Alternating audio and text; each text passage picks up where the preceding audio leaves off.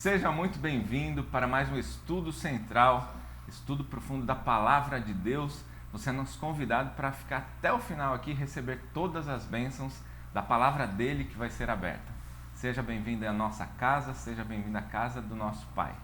Hoje eu gostaria de mandar um abraço muito especial para aquelas pessoas, para aqueles amigos, para aqueles irmãos e irmãs que deixam suas mensagens aqui no nosso canal do YouTube.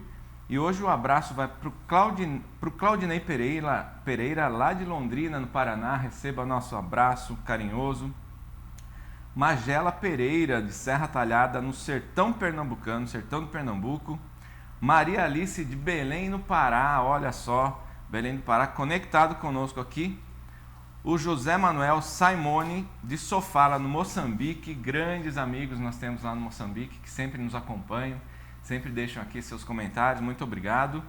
E o Josué do Nascimento, olha lá, ele está lá na Austrália, do outro lado do mundo, ele está conectado conosco, muito obrigado, viu? Compartilha aí com seus amigos, e também se você ainda não segue o nosso canal, clica aqui para seguir o nosso canal, faça parte dessa grande família, aqui da Igreja Adventista do Sétimo Dia Central de Sorocaba.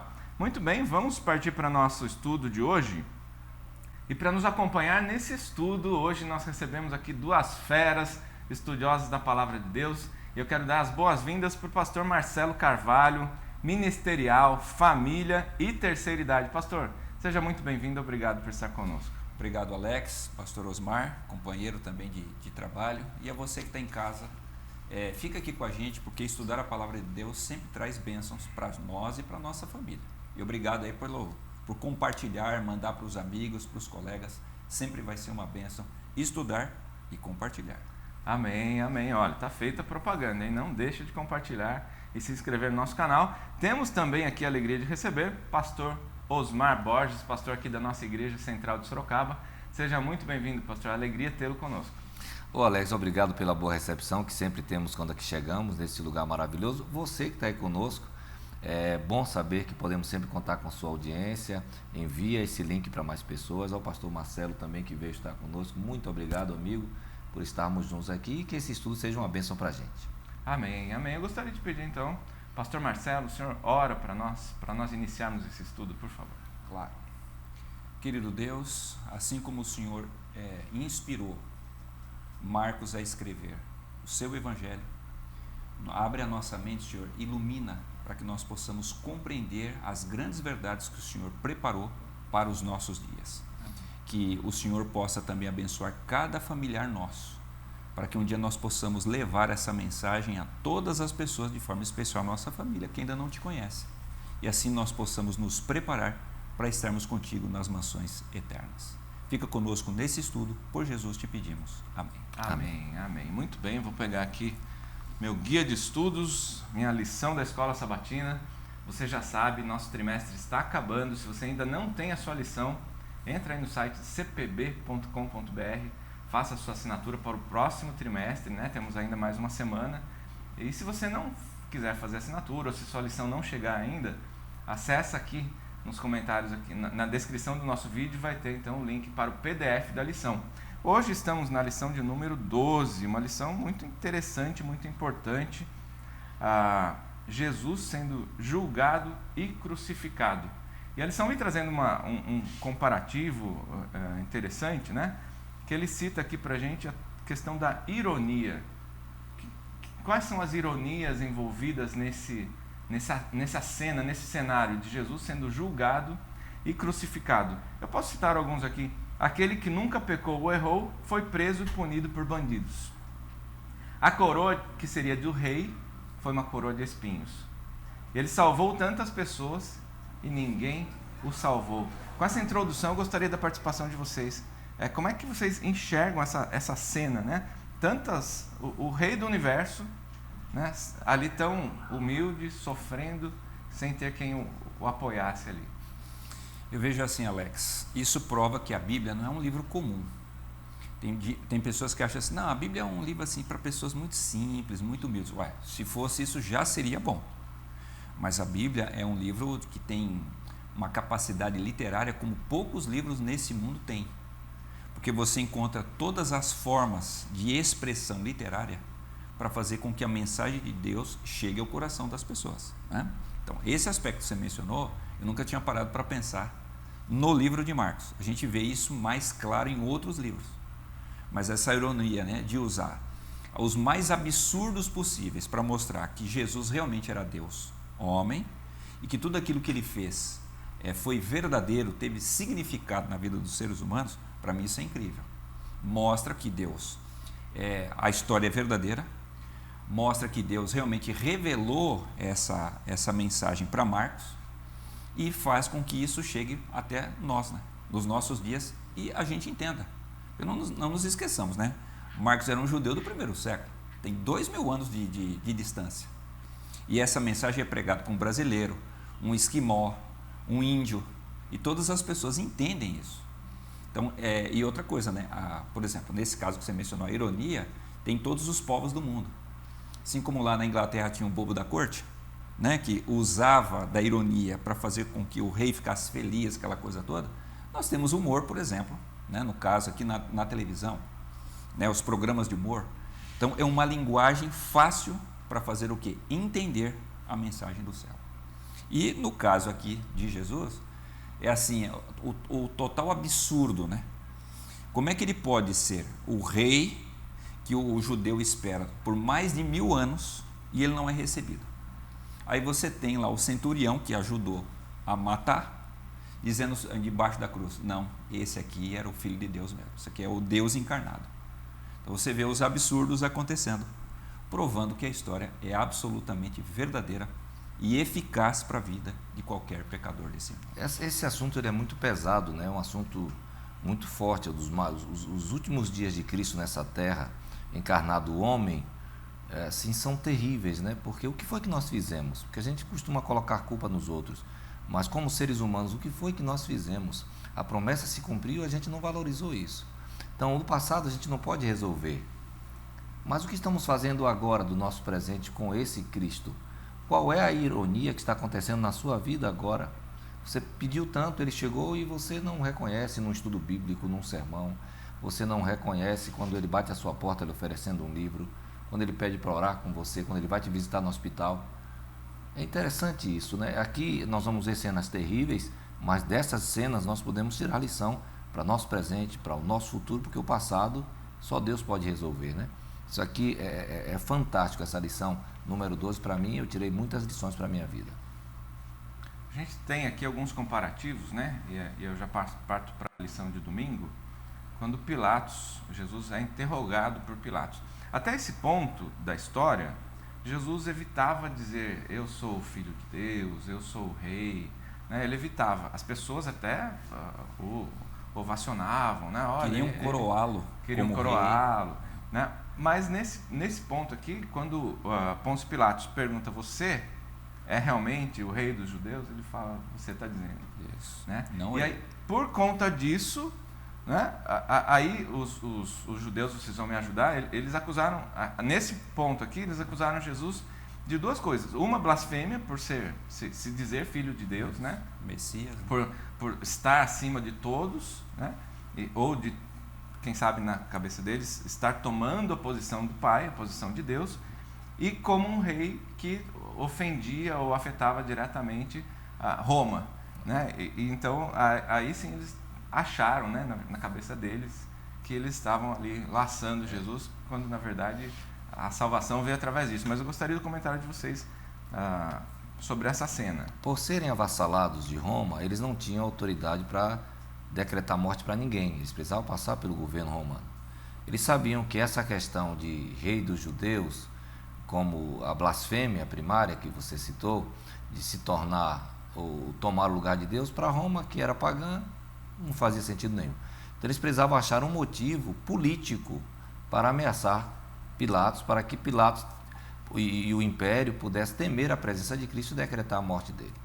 Então isso aqui é terrível, né? Porque imagina, eles representavam naquele momento o povo escolhido de Deus, para o qual Jesus viria e por eles morreria. E eles não entenderam nada daquilo. Eles foram tomados por inveja, eles foram tomados por sua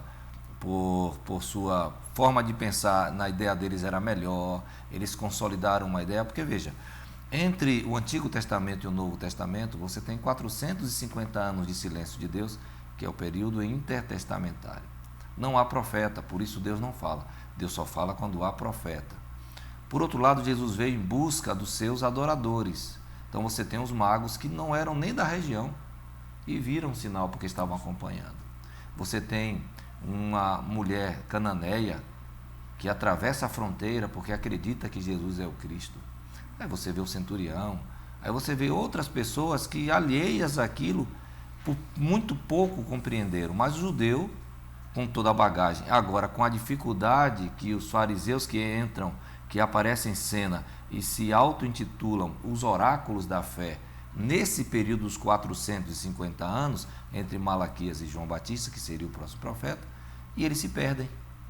Eles vão tão longe, é interessante essa questão de ir longe, porque a gente pensa assim, assuntos pequenos da Bíblia, se você se desviar 1 grau no começo da sua medição, 1 grau, daqui a 1 quilômetro você já tem quantos metros? Então eles estavam distantes da realidade, eles criaram um mundo paralelo, que quando Jesus veio, eles já não conheciam mais Cristo, não era o Cristo que eles idealizaram, isso aqui é forte, mas para Pilatos a coisa era nova, o evangelho foi tão claro assim, mas então há um rei dos judeus, então você é esse rei, você chegou, porque a gente percebe que você é diferente, né? Interessante que Jesus, os judeus diziam assim, não, você não é o Messias. Pilatos tinha aquele problema, não, mas você é rei ou não é? O mais incrível é o seguinte, Jesus se comportava tanto como o Messias, porque ficou em silêncio, e aceitou morrer como a ovelha acontecia lá no santuário. Então, era o Messias mesmo. E ele se portava como um rei, porque todas as pessoas estavam loucas ali ao redor, e ele mantinha o quê? A sua compostura de rei. Então, o comportamento delas dava claramente a entender que tudo aquilo que Jesus era, eles estavam confirmando pelo comportamento louco e doido que eles estavam tendo diante dele. E trazendo a ironia, né? Porque para cada dia da semana ele traz um ponto de ironia, né? Jesus, que nunca pecou, ele foi trocado por um marginal, por um bandido, e a população que estava ali pedia para soltar Barrabás, que se chamava Jesus também, né? Por ironia, solta Jesus Barrabás e prende a Jesus o Nazareno, né? O rei estava sendo preso aí, só um destaque para a ironia. A gente parte então a gente segue, né, em frente. Jesus é aquele que veio para que eram seus, mas os seus não receberam. E aí, como um cordeiro indo para o abatedouro, como uma ovelha nas mãos dos seus tosquiadores, ele sequer disse uma palavra, né? Ele recebeu, ele tinha a missão, né? Ele sentia, né? Pode ser que muitos pensem, não, mas Jesus era Deus, ele não sentiu tanto, sentiu a dor da crucifixão, mas acredito que mais do que a dor da crucifixão foi a dor da rejeição, né? O que vocês gostariam de comentar a respeito disso? É interessante, como já mencionou o pastor Osmar, né? Nos evangelhos você vê muito mais pessoas fora de Israel recebendo Jesus do que dentro. Então isso mostra o seguinte, já aquela amplitude missionária. Não nos esqueçamos que quando os evangelhos foram escritos, a igreja já estava há mais de década pregando o evangelho ao redor do mundo todo. Então fazia muito mais sentido você mostrar isso. E era a verdade dos fatos, né?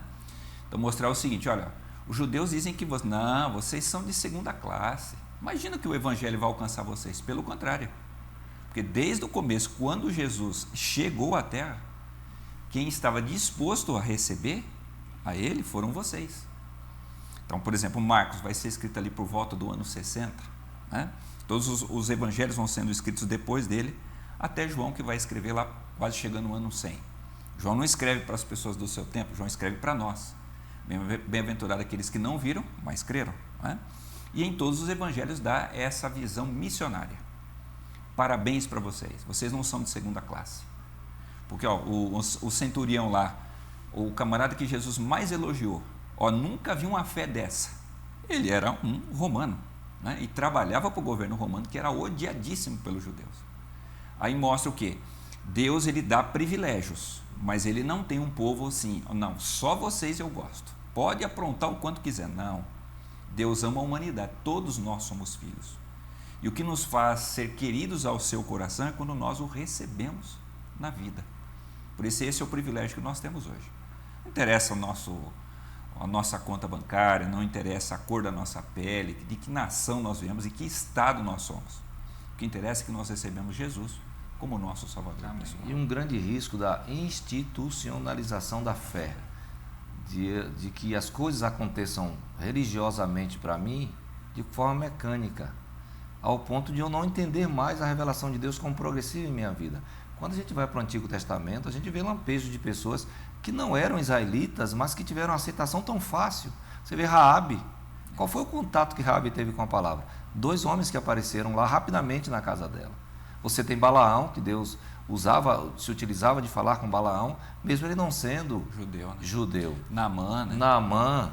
E você tem outra, você tem Ruth, a história de Ruth e Boaz, que vem, não, o seu Deus é o meu Deus. Então, parece que a gente corre um risco hoje, ou como adventista, ou como batista, ou como católico, eu não sei qual é a tua fé, que você que está me assistindo, de vivermos uma religiosidade tão grande que esquecemos a essência, que é esse meu relacionamento com Jesus. Então Jesus aparece para mim, eu não reconheço. Isso é terrível, né? A gente vai, como o judeu parece ter acontecido com eles, nadar durante milênios e morrer na praia. Então Jesus está às portas para voltar. Eu o reconheço como rei? Nós costumamos dizer que a época em que a gente vive, as pessoas estão carentes de amor, né? Carentes de atenção. Mas ao olhar para a Bíblia, né, o pastor citando esses casos, apenas o amor de Jesus transformava as pessoas. Uhum. Né? Tem um hino um pouco antigo que diz que o olhar de Jesus tocou em mim. Opa. Ele não precisa falar, né? Ele olha para a pessoa, para o ser humano, né, com um olhar de amor, com um olhar de compaixão, e a gente se apaixona por Jesus. Né? Não tem como E olhar você para vê Cristo e não se apaixonar. o tema do sofrimento, né, de Jesus. Jesus foi colocado numa sala com de 200 a 600 homens que não tinham nada a ver, que foram destacados para o pior lugar. Pensa no pior lugar do Rio de Janeiro. Qual a comunidade que você não gostaria de entrar? Quando o GPS mostra, você não vai. Da Bahia, de São Paulo. Eles foram destacados para a pior região de batalha do mundo hoje, que eu não vou mencionar, para depois não sofrer algum tipo de processo. Mas você foi para lá.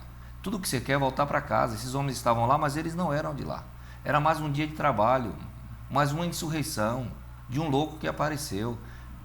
E é interessante que na cruz, quando eles estão dividindo a roupa de Jesus, Jesus diz a frase para eles: Pai, perdoa-os, porque eles, olhando para eles, esses romanos, eles não sabem, não têm ideia, eles não são os judeus que me conheciam, que sabiam que eu viria.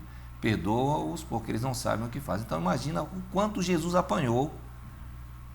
Esses homens todos queriam bater. Mas a ironia, onde é que está a ironia? Eles vão colocar um manto sobre Jesus, eles vão colocar uma coroa de espinhos, eles vão dar um cetro a Jesus, eles vão se ajoelhar, ou seja, eles não têm ideia de que eles estão fazendo a coisa correta. Né? Isso aqui é uma coisa maravilhosa. Quando Jesus se revelar em glória a esse mundo, eles vão ressuscitar para entender isso. Né? E aqui mais uma ironia, né? Jesus, o onipotente, né? O Filho de Deus, o onipotente, estava sem forças e precisou de alguém ajudá-lo a carregar a cruz. Né? Sofreu tanto, os soldados bateram tanto nele. Noite né? em claro, sem alimentação. Sem dormir. Né? Então, o onipotente, o Criador de tudo, precisou de ajuda ali para ser carregado. Mas eu gostaria de avançar um pouquinho aqui para a gente falar a respeito do tema de quarta-feira, abandonado por Deus. A gente ouve depoimento de pessoas que se dizem: eu acho que para mim já não tem saída, não tem mais saída, Deus se esqueceu de mim. Será que o sentimento de Jesus nesse momento foi o mesmo? Eloi, Eloi, lama sabatani, clamava Jesus. Descreve para a gente esse cenário, né? Jesus ali na cruz, tentando se sustentar, né? A lição traz com mais detalhes, e para você que não estudou a lição, mas leia na lição ali de terça, quarta-feira, os detalhes da crucifixão. Né? Ela fala a respeito de Jesus tentando se manter em pé, porque as mãos estavam pregadas e seu corpo descia rasgando a pele. Né? Então, assim, é muito doloroso, mas a gente vai falar do Jesus Salvador. Né? Pois não, pastor, já se preparou para falar? Veja só, então? Alex, o contraste entre o sofrimento físico, por que Marcos, né, todos os evangelistas, eles mostram claramente o sofrimento físico, para justamente fazer o contraste com aquilo que você está perguntando. Por que, por exemplo, a morte de cruz, ele levava semanas. Era para não sangrar muito. Era para o camarada sofrer, mas não morrer logo. Por que Jesus foi crucificado 9 da manhã, 3 da tarde já estava morto? Então, sofrimento físico ele existiu. O camarada apanhou a noite toda. Depois de manhã, a Bíblia menciona que ele sofreu 2 sortes de açoites. Eram 40 menos 1, segundo os romanos. Né? Então, 2 sortes dá o quê? 78 vezes.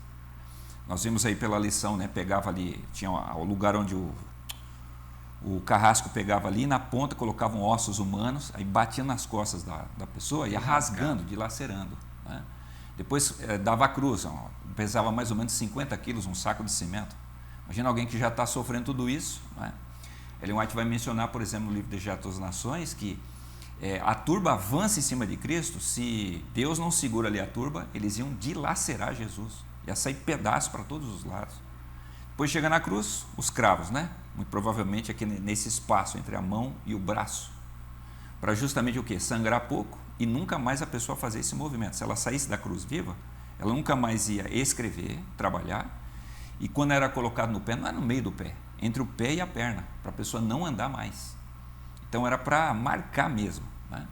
Mas apesar disso, Jesus não morreu por causa do sofrimento físico, apesar de ser terrível. Porque todos os meus pecados foram colocados em cima da cabeça de Jesus, de uma vez só. Pois todos os pecados da humanidade. Então Jesus sentiu a dor que a gente sente, não é agora. A dor que o pecador vai sentir lá durante, quando vier depois do milênio, quando a pessoa sentir assim, eu estou para sempre perdido. Só que ele não sentiu só do Marcelo, se o Marcelo se perder. Ele sentiu de todas as pessoas. Imagina quem que vai aguentar um negócio desse. Né? Então, por isso que Jesus rapidamente morreu, porque ele sentiu o peso eterno dos nossos pecados, por toda a humanidade. Não tem como aguentar isso. E o brado dele de separação, não é que Deus não lhe deu um carro, não é que Deus não curou a sua enfermidade, não é que Deus não o tirou da cruz, não é que Deus não devolveu o seu filho, não curou a doença. É porque Jesus, ele desenvolveu uma vida enquanto homem de conexão plena com Deus. A gente não sabe o que é isso porque a gente não tem essa conexão. Então, tanto faz se você lê Bíblia, se você ora, se você vai para a igreja. Hoje eu não vou fazer isso, não é importante. Mas para Jesus, a oração era como a respiração. Então, você não consegue ficar sem respirar, mesmo dormindo. Então, Deus, naquele momento, Jesus sentiu, porque para haver morte tem que haver separação de Deus. Se Deus não vira o rosto, ele não morre. Então, essa separação por pouco tempo que aconteceu foi terrível para aquele que estava acostumado. Se você não sente falta da oração, se você não sente falta de vir à igreja, se você não sente falta de pregar o evangelho para alguém, pode ser que você não esteja respirando mais. Isso aqui é importante. Então, há esse clamor que, nas palavras que mencionadas já pelo Alex, as pessoas confundiram com Elias. Ele está chamando Elias, ele está clamando, não. Jesus estava clamando para que o Pai não o abandonasse. Na nossa angústia que vamos viver nesses tempos finais, esse será o grande efeito que vai causar a dor sobre nós. Será que o nosso pecado foi perdoado? Será que nós nos distanciamos de Deus? Mas só quem é sincero vai sentir isso. O preço da cruz, como o pastor citou, o pastor Marcelo citou, foi pelo meu pecado, foi pelo meu resgate. Jesus ali não foi resgatado por ninguém. Né? Pelo contrário, ele sofreu a morte ali, a morte física, né? a morte do homem ali. Mas Deus se manifestou com uma escuridão, né? O véu se rasgou, né? Dizendo, olha, está aqui, muito bem lembrado. Jesus, né? O Cordeiro de Deus que tira o pecado do mundo. Agora, a partir de agora, você não precisa mais de cordeiro, você não precisa mais de animal, você só precisa aceitar a Jesus. É importante, Alex, você mencionar isso. Deus não se manifestou do jeito que Jesus pediu, mas o tempo todo ele estava se manifestando. Pelas trevas, pelo terremoto, pelo véu. Não nos esqueçamos, tá? O véu do santuário, no tempo de Jesus, ele dava uma palma de homem de espessura. Como é que você vai rasgar uma cortina com essa espessura? Então, no dia seguinte, quando as pessoas foram ao santuário, você olhava lá para dentro, o Santíssimo estava aberto, mostrando claramente o quê? Ó, o que aconteceu ontem lá é aquilo que estava previsto para aqui dentro, né? Então, Deus, ele sempre se manifesta na nossa vida. É que às vezes a gente gostaria que fosse diferente, mas ele está sempre com a gente. Amém. E se ele fez isso quando Jesus tinha todos os meus pecados, os seus e toda a humanidade na cabeça dele, não há nada, por isso que Paulo vai dizer, não há nada que me separe do amor de Cristo. Amém. Nem Amém. os meus pecados. Amigos, nosso tempo se esgotou. Ah. Nosso diretor não está aqui para me cobrar, mas o timer ali já me anunciou. Mas eu gostaria que vocês deixassem uma mensagem para quem nos acompanha, especialmente aquele que está vivendo um período de trevas, porque a luz vai raiar, né? Assim como Jesus ressuscitou, a gente não vai ter tempo de falar a respeito disso, ou melhor, no próximo sábado a gente vai falar a respeito disso na lição de número 13, mas pode ser que tenha amigos que estão vivendo em trevas e estão clamando: Senhor, por que me desamparaste? Mas assim como o pastor Marcelo disse, Deus está ali. No momento certo ele vai responder, né, pastor? Amém. Por favor, as mensagens de vocês. Eu diria para você que está em casa e para nós aqui o seguinte: Jesus falou assim, ó, ame os seus inimigos. Tá? E não é só amar, tem que orar por eles. Veja, quem crucificou Jesus, quem mais ia atrás de Jesus era o Sinédrio. Os discípulos estavam com ele todo dia, mas quando ele morreu, foram duas pessoas que eram do Sinédrio que tiraram o corpo dele e o enterraram com o maior respeito. E o que os discípulos fizeram? Deram no pé. Então, às vezes, nós estamos achando assim, esperando muito de algumas pessoas, rejeitando outras. E às vezes aquelas que a gente rejeita serão aqueles amigos que estarão conosco durante toda a nossa trajetória. Então é melhor a gente seguir aquilo que Jesus fez, a ordem dele. Vamos amar a todos, aqueles que gostam da gente e aqueles que não gostam, porque em todos Deus tem uma bênção especial para cada um de nós. Amém. Me impressiona muito o trato de Jesus com os soldados romanos. Porque, veja, aqueles homens estavam extravasando a sua baixa posição, de estar num lugar difícil, estavam batendo nele, porque na cabeça deles era mais um criminoso. Só que o fato de não revidar, não falar, não xingar, não reclamar, eles começaram a perceber, como o centurião vai dizer no final de tudo, esse verdadeiramente era o Filho de Deus. Como é que Jesus não pregou para ele? Jesus apenas o amou, apanhando. E nós temos dificuldade de enfrentar o sofrimento. Eu não sei qual a dor que você passa, e você deve estar esbravejando para Deus e para o mundo. Mas entenda isso. A gente pode glorificar o nome de Deus para uma pessoa que não crê, quando nós passamos pelas dificuldades com mansidão, com tranquilidade, porque o Senhor está no seu santo templo. Eu não preciso pregar que eu creio em Deus, eu estou demonstrando que eu creio que Deus irá providenciar as coisas que eu tanto necessito. Continue acreditando, crendo, porque logo a nossa salvação vai chegar e ela vem de braços abertos para nos receber. Amém, amém. Pastor Osmar, por favor, ora para nós encerrarmos. Senhor Deus Todo-Poderoso, obrigado pelo que o Senhor fez por nós. Nos dê a força necessária para tomarmos as decisões corretas nesses últimos dias em que estamos vivendo da história desse mundo. Nós não queremos ter a experiência que os judeus tiveram, de não te reconhecer quando o Senhor veio a este mundo. Nós queremos sim, naquele dia, quando o Senhor se manifestar, nós queremos levantar a nossa cabeça e dizer: este é o nosso Deus a quem aguardávamos, e Ele nos salvará. Continue conosco, nos abençoe, nos dê a paz que tanto necessitamos. Pedimos em nome de Jesus. Amém. Amém, amém. Pastor Osmar, muito obrigado. Pastor Marcelo, muito obrigado. E a você que nos acompanha, obrigado por estar aqui com a gente até o final. Nos vemos no próximo sábado, por volta das 14 horas, aqui no canal da Igreja Adventista do Sétimo Dia, Central de Sorocaba. Até mais.